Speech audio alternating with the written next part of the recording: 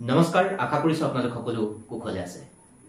অৰ্জুনে এই অনন্য পৃথিৱীৰ সৃষ্টিকৰ্তা ভগৱান শ্ৰীকৃষ্ণক সুধিছিল, জীৱনত বিষ মানে কি? অৰ্জুনৰ এই প্ৰশ্ন শুনি ভগৱান শ্ৰীকৃষ্ণই মিচিকে হাঁহি মাৰি কৈছিল, জীৱনত প্ৰয়োজনতকৈ বেছিখিনিয়ে হৈছে প্ৰতিজন মানুহৰ কাৰণে বিষ। শিকি ক্ষমতাই হওক, অৰ্থই হওক, লোভেই হওক, ভোকেই হওক বা প্ৰেমৰ পৰিমাণ অত্যাধিক হওক, এই সকলোখিনি বিষ বুলি তেখেতে অৰ্জুনক কৈছিল। এই পৃথিৱীখন সুন্দৰ আৰু ৰঙীন, আৰু এই ৰঙীন আৰু সুন্দৰ পৃথিৱীত মানৱে শুৱনি কৰি আছো। আৰু এই পৃথিৱীত যে আমি আছো, আমাৰ জীৱন খন্তেকীয়া।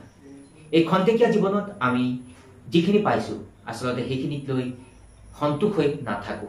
আমি পাৰ্য মানে আমাক আৰু বেছি লাগে, কাৰণ মানুহৰ মন উচ্চাকাংক্ষী।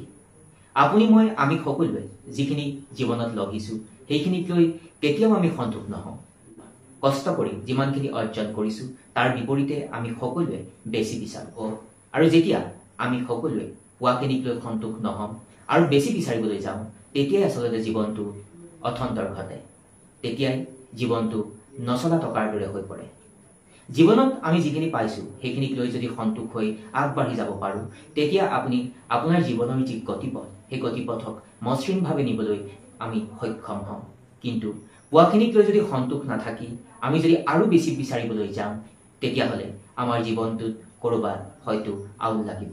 আৰু সেইকাৰণে ভগৱান শ্ৰীকৃষ্ণই অৰ্জুনৰ সেই নিৰ্দিষ্ট প্ৰশ্নটোৰ উত্তৰ এনেকৈ দিছিল, জীৱন খন্তেকীয়া, আৰু এই খন্তেকীয়া জীৱনত আমিবোৰে আচলতে কেইটামান দিনৰ কাৰণে সেই পৃথিৱীখন শুৱনি কৰি আছো। নেজানো কাৰ কেতিয়া জীৱনৰ গতিপথ কেতিয়া স্তব্ধ হ'ব।